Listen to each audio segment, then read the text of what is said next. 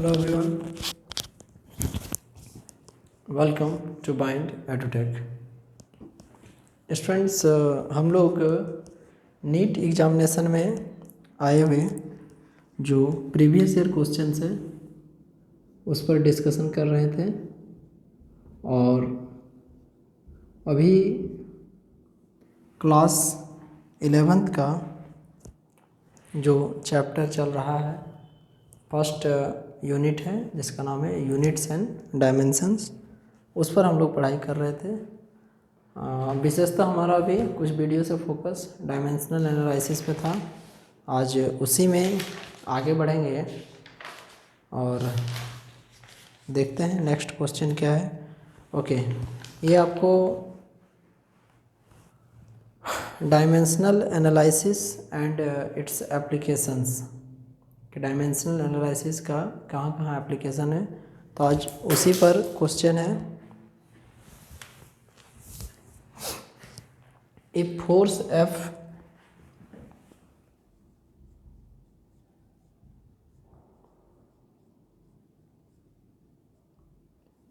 force F comma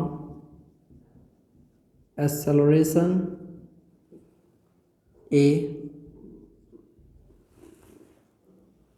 time t are chosen as the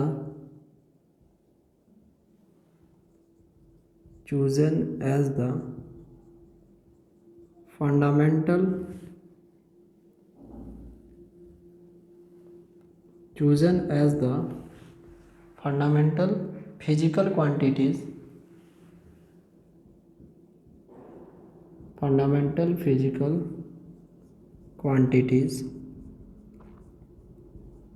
then find the dimension of energy।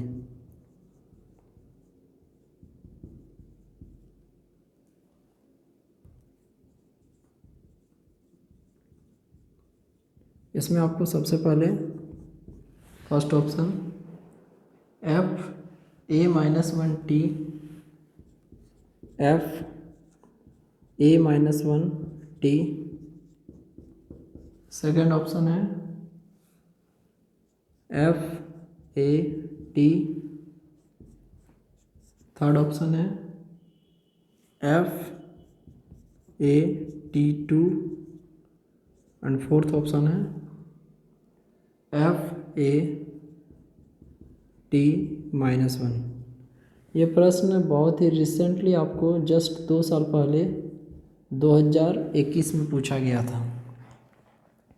देखिए, ये सवाल है कि यदि फोर्स F और acceleration A and time T इनको फंडामेंटल फिजिकल क्वांटिटी माना जाए तो इसमें से एनर्जी का डायमेंशन कौन सा होगा। आपकी जानकारी के लिए बता दें कि एक्चुअली में जो एनर्जी का डायमेंशन होता है और जो वर्क डन का डायमेंशन होता है वो दोनों सेम होता है। तो यदि हम लोग वर्क डन का डायमेंशन निकाल लेंगे तो then easily we can calculate the dimension of energy. तो वर्क डन का डायमेंशन जैसा कि हम लोग जानते हैं, तो वर्क डन या एनर्जी का डायमेंशन हो जाता है MLT-2 MLT-2 ये हमारा डायमेंशन होता है। और ये जो क्वेश्चन दिया हुआ है इसमें एक्चुअली हम लोग को जो एनर्जी है उसको लिखना पड़ेगा। एक स्क्वायर यहाँ छूट रहा है, इसका डायमेंशन ये होता है कि energy E is directly proportional to force F का पावर A ले लीजिए। Energy E is directly proportional to acceleration A का पावर B ले लीजिए। और energy E is directly proportional to T का पावर C ले लीजिए। यहाँ से कंबाइंड स्टेट में लिखेंगे energy is directly proportional to F के पावर ए के पावर बी और टी के पावर सी। ऐसा हम लोग लिख सकते हैं एफ के पावर ए के पावर बी और टी के पावर सी। तो यदि प्रोपोर्शनलिटी का साइन हटाएंगे तो कांस्टेंट के एफ का पावर ए का पावर बी और टी का पावर सी। अब यहाँ से जो एनर्जी का डायमेंशन होता है दैट्स आवर ml2 t-2। इससे क्या पता चल रहा है? इससे पता चल रहा है कि जो मास है उसका यहाँ पर डायमेंशन 1 है, लेंथ का डायमेंशन 2 है और जो टाइम है उसका डायमेंशन -2 है। तो देखिए इधर से इक्वेट करते हैं, जैसे एफ का पावर ए है, फोर्स का डायमेंशन होता है ml/t-2 ml/t-2। तो इसका हम लोग पावर लिख दिए ए। एरिया का होता है L2 का पावर लिख दिए बी और जो टाइम टी होता है उसका पावर होता है सी। मतलब यहाँ पे अकॉर्डिंग टू देखिए, तो इसको यदि हम लोग सॉल्व करेंगे इस प्रकार से, यहाँ से आ जाएगा ml/t-2 is equal to m का पावर ए, l के पावर ए, t का पावर -2a, l के पावर 2b और t के पावर c। यहाँ से जितना भी m में जो टर्म है, जो टर्म आपको l में है और जो t में है, उसको हम लोग इक्वेट करेंगे। ml/t-2 is equal to m का पावर a, l देखिए यहाँ पर l का पावर a है, l का पावर 2b है, तो लिखेंगे l का power a plus 2b multiply हो जाएगा। और यहाँ पे देखिए t का पावर -2a और c है, तो t का power -2a plus c, t का पावर -2a प्लस c। अब यहाँ से यदि इसको सॉल्व किया जाए तो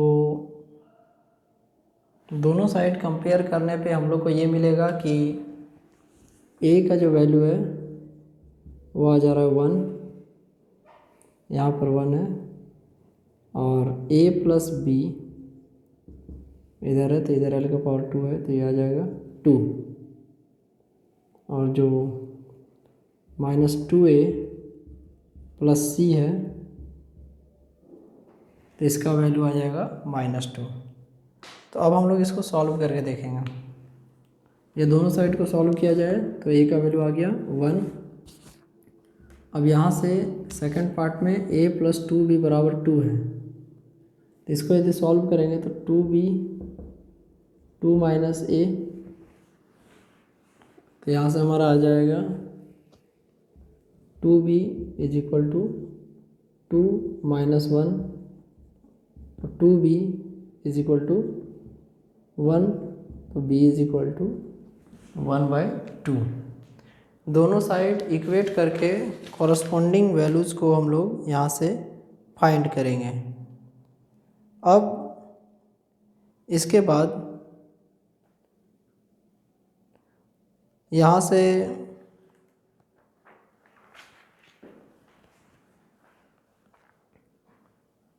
हम लोगों ने एक एक करके जो वैल्यूज़ को कैलकुलेट किया अब टी की बारी है, तो देखिए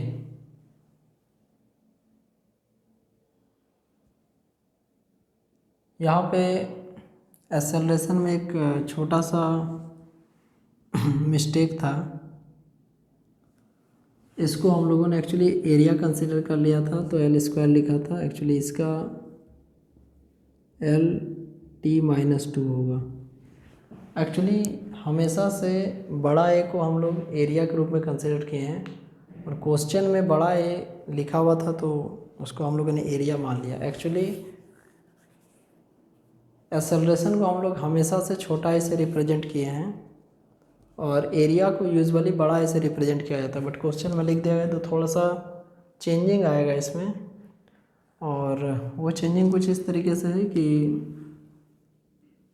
एल का पावर बी होगा यहाँ पे, और जो टी का पावर है माइनस टू बी होगा, जिसके चलते एल का पावर आ जाएगा ए प्लस बी, और टी का power minus two A minus two B plus सी। थोड़ा सा ये कैलकुलेशन में अंतर आ जाएगा।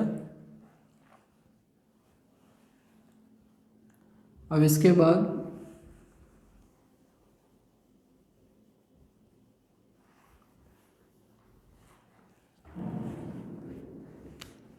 कंपेयर करने पे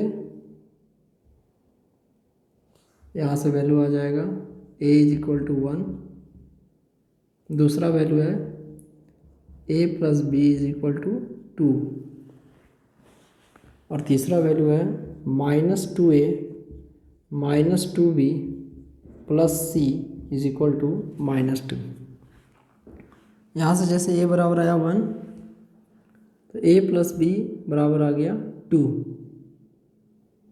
तो यहाँ से a प्लस बी बराबर जैसे 2 है, तो b बराबर 2 माइनस 1, तो b बराबर 1। देखिए a का भी वैल्यू 1 आया, b का भी वैल्यू 1 आया, और यहाँ पे है minus two A minus two B plus C बराबर माइनस टू। तो देखिए a आ गया 1, b आ गया, आपको 1, c का वैल्यू यदि निकाले तो minus two into one minus two into one plus C is equal to minus to.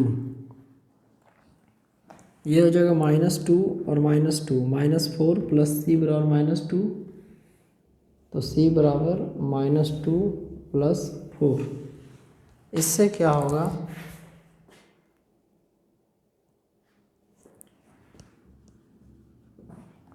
इससे c बराबर आ जाएगा 2। तो यहाँ से देखिए a बराबर आया 1, b बराबर भी आया 1 और c बराबर आया 2। अब इन तीनों वैल्यूज को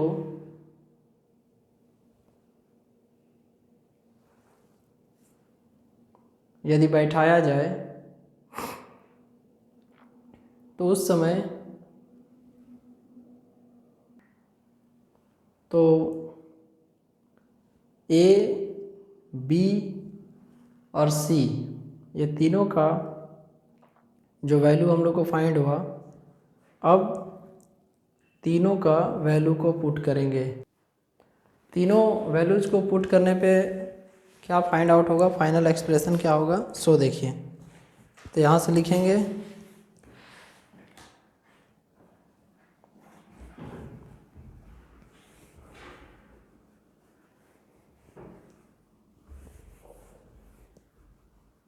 E इज इक्वल टू के एफ ए का पावर बी और टी का पावर सी।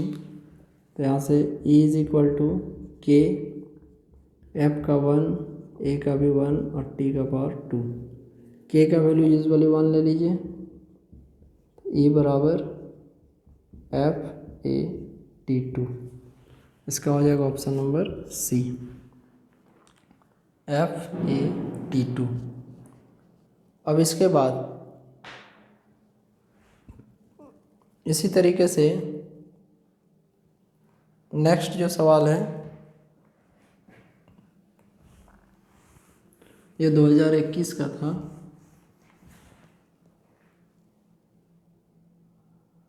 अगला सवाल 2014 का है।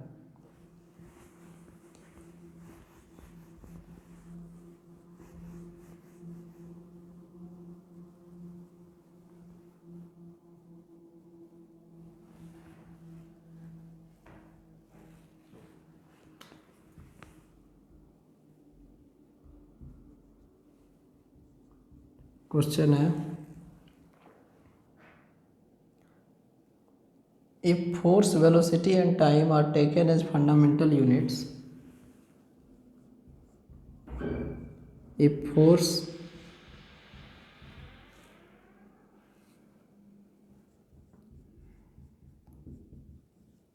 velocity and time are taken as fundamental units,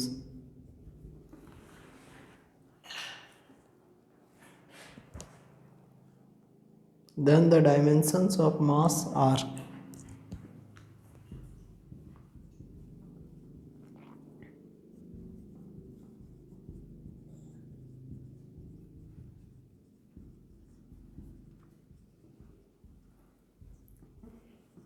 पहला ऑप्शन है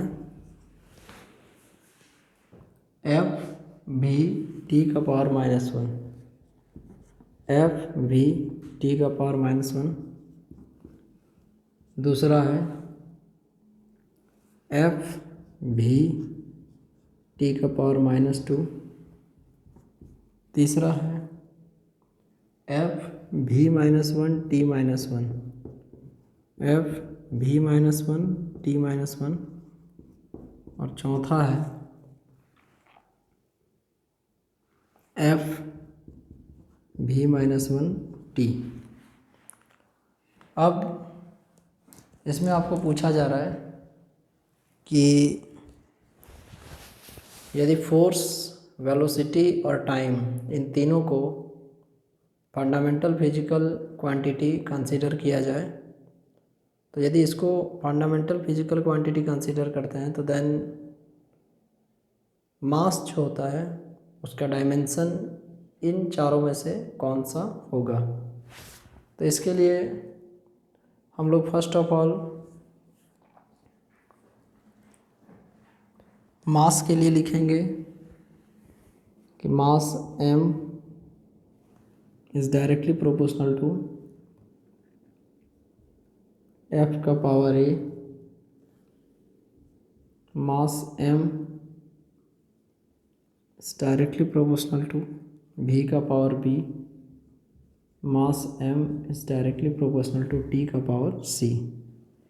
इसको एक फ्रेम में कंबाइन करके लिखा जाएगा। m directly proportional to f का पावर a, v का पावर b और t का पावर c। m बराबर k, f का पावर a, v का पावर b और t का पावर c। अब इसके बाद यहाँ लिख देंगे m is equal to force का लिखेंगे ml t का पावर -2 का पावर a, वेलोसिटी के बदले लिखेंगे lt -1 का पावर b और टाइम t का लिखेंगे पावर c। देखिए फोर्स F का लिखेंगे ml t का पावर -2 का पावर a, वेलोसिटी का lt -1 और टाइम t का t। मास का डायमेंशन सिर्फ m होगा, इसको आप चाहें तो L0 T0 अपनी सहूलियत के लिए लिख सकते हैं। m का वैल्यू 1, और इधर से m का पावर a, l के पावर a, t का पावर -2a, l के पावर b, t के पावर -b, t के पावर c। m के पावर a, l के पावर a, t का पावर -2a, l के पावर b, t के पावर -b, और वहाँ से आ गया t का पावर c। इसको कंपेयर कीजिए तो a बराबर आ गया 1। देखिए m का पावर a है और m का पावर 1 है, तो दोनों साइड से यदि आप कंपेयर करते हैं तो आपको a बराबर मिल जाएगा 1। इसके बाद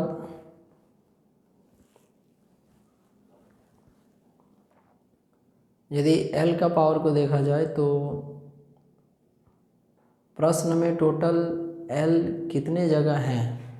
इधर तो l का पावर 0 है, बट इस साइड में देखिए यहाँ पे l के पावर a है और यहाँ पे l के पावर b है। दोनों को मल्टीप्लाई करेंगे तो लिख सकते हैं a plus b is equal to 0।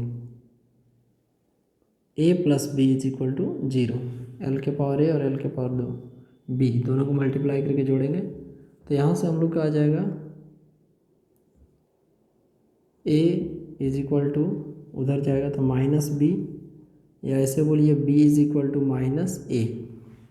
ऐसा इसलिए लिख रहे हैं बिकॉज a का वैल्यू ऑलरेडी फाइंड कर चुके हैं, तो b is equal to -a, तो b is equal to minus और a की जगह 1, तो b का वैल्यू आ गया -1। अब t जो है दैट्स आवर टाइम, t का पावर यहाँ पे -2a है, यहाँ पे -b है और वहाँ c है, तो -2a -b प्लस c बराबर 0। तो यहाँ से यदि ये दोनों क्वांटिटी उधर जाता है तो c बराबर 2a प्लस b, c बराबर 2a प्लस b। अब a का वैल्यू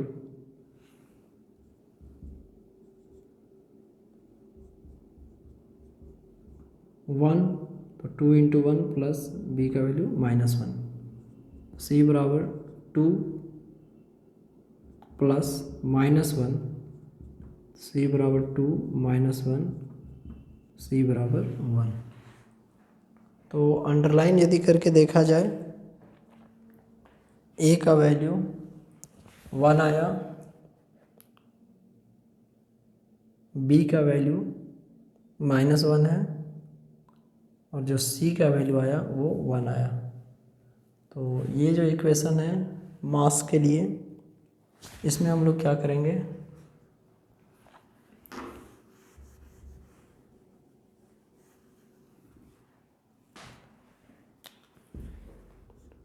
m बराबर k f का पावर a 1 b का पावर b, b में -1,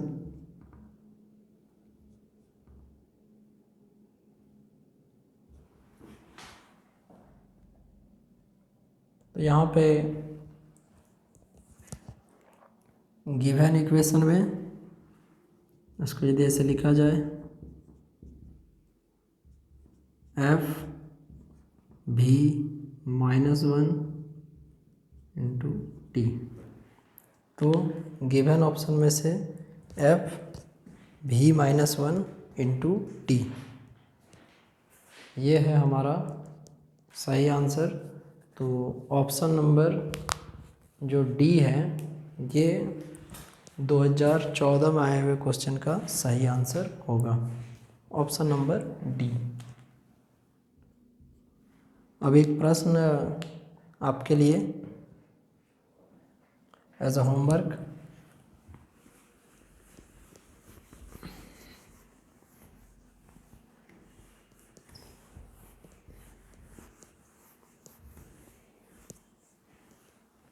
ये सवाल आया था 2017 में।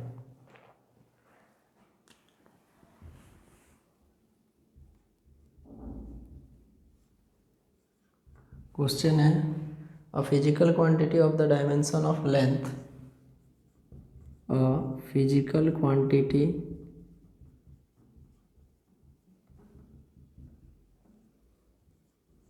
of the dimension of length, a physical quantity of the dimension of length that can be formed out of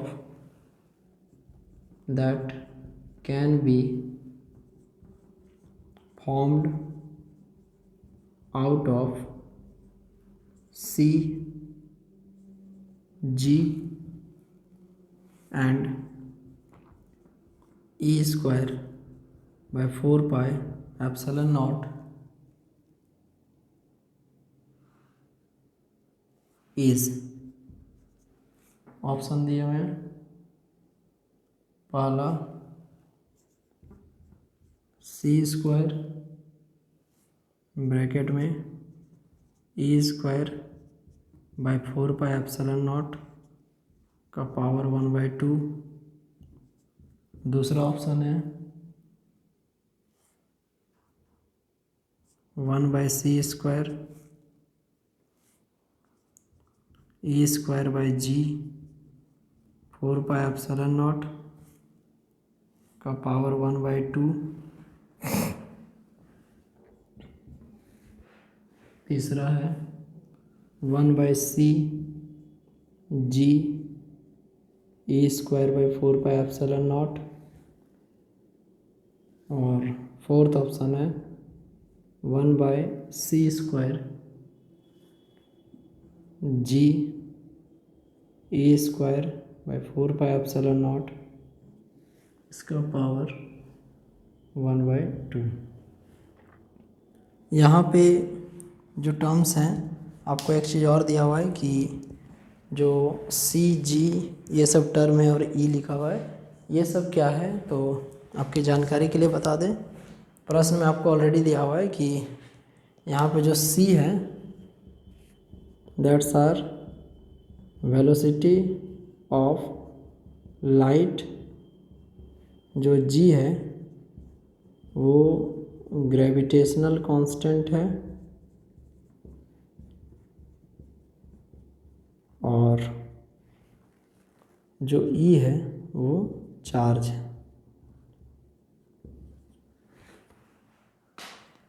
ये क्वेश्चन आप सभी कोई के लिए होमवर्क के जैसा रहेगा। आपको बता दें कि इस क्वेश्चन में आपको आंसर डी आएगा, तो आप अपना बेस्ट प्रयास दें इसको फाइंड आउट करने में दैट कौन सा आंसर इसके लिए सही होगा। Okay students, then next class में हम लोग इसके बारे में चर्चा करेंगे। Take care of yourself. Thank you very much. Bye.